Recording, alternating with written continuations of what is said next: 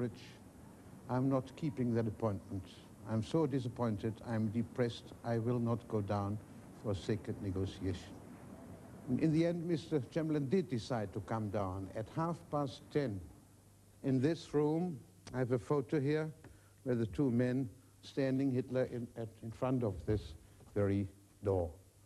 Again, there was a heated discussion, ending with Hitler saying, I will not mobilize German army as long as your plane is over German territory. And the last discussion ended in a friendly manner.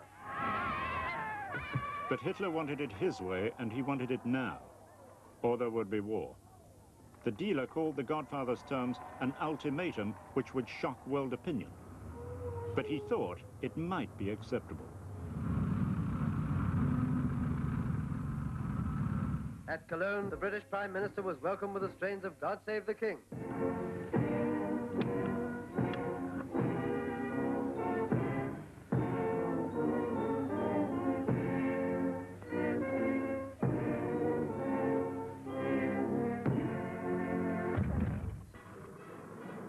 And so he comes home to the now familiar airport of Heston after his second visit to Hitler.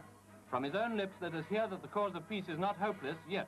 My first duty, now I have come back, is to report to the British and French governments the result of my mission. And until I have done that, it would be difficult for me to say anything about it. I will only say this.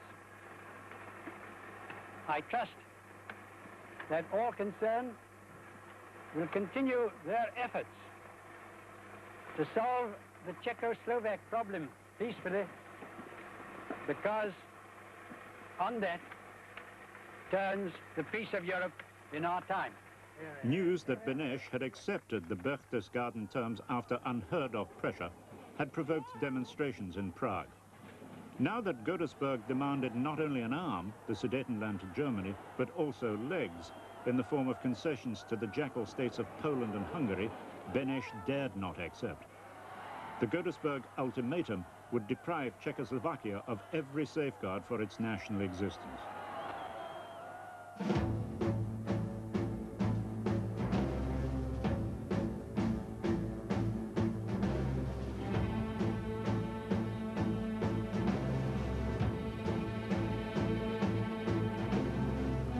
In the Sudetenland, the gymnastics instructor gave orders for military exercises.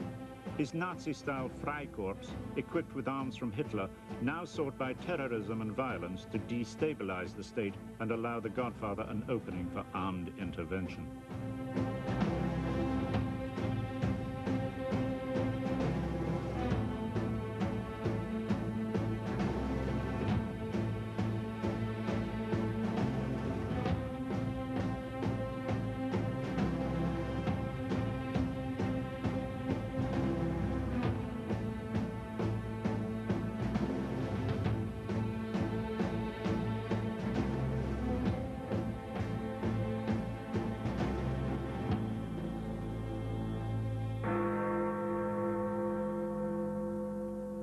Chamberlain had received no hero's welcome in London. The cabinet, led by Halifax, had refused to accept the Godfather's ultimatum. Godesberg was rejected. It seemed that there would be war, and war in a given number of days. Daladier came to London, proving himself a bull with snail's horns, wanting to know what Britain would do. Knowing the Czechs totally refused the Godesberg demands, he had no option but to affirm that France would come to the aid of Czechoslovakia. Chamberlain agreed to support France, or so it seemed. The British government solved two problems at once by putting the unemployed to dig trenches. For 3 million people,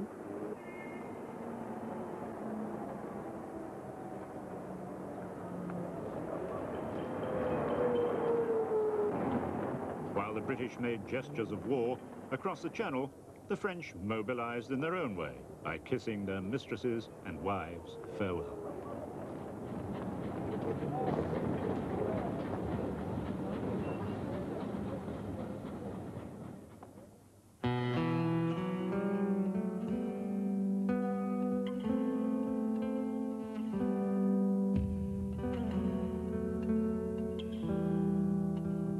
The Czechs, too, prepared for war, hoping that Allied mobilization meant what it seemed to me.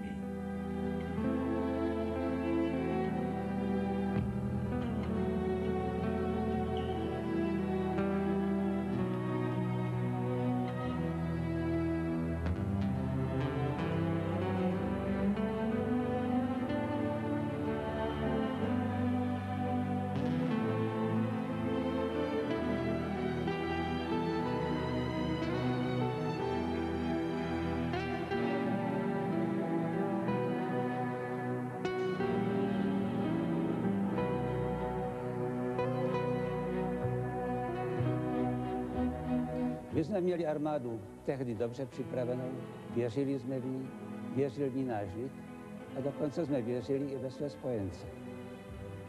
Proto také zářijová mobilizace nebyla přijata s obavami, naopak byla přijata s nadšením. Náš lid vítal tuto mobilizaci.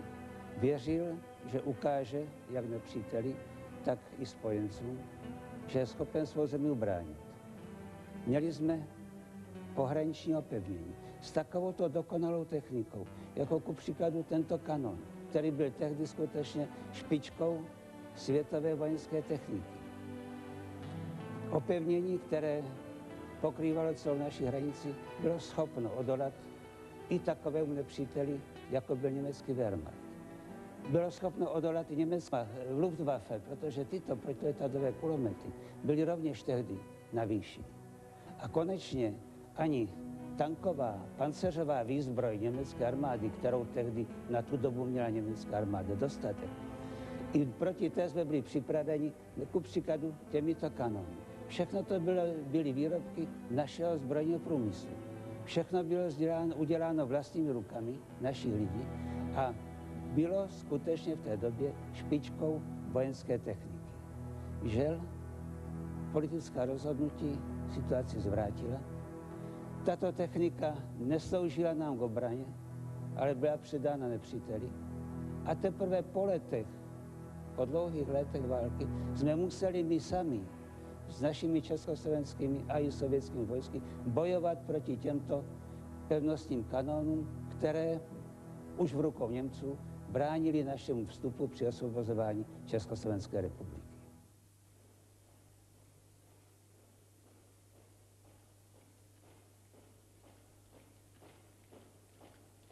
The Czech frontier against Germany's pre-Anschluss borders was heavily defended with mighty fortifications. Czech morale was high, and with reason. 37 German divisions faced 30 Czech divisions, but the figures were misleading. A sizable proportion of the Czech divisions were made up of soldiers from the reserve. Still, the fortresses would have brought a measure of equality.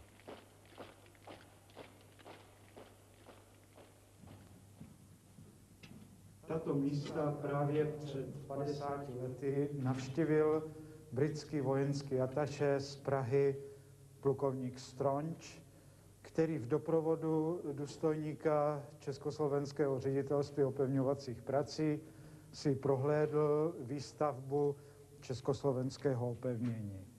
Když odjížděli, tak dole v rovinách pod kopci plukovník Stronč pravil, že věří, že německý voják se zbraní v ruce se nikdy nedostane do tohoto prostoru.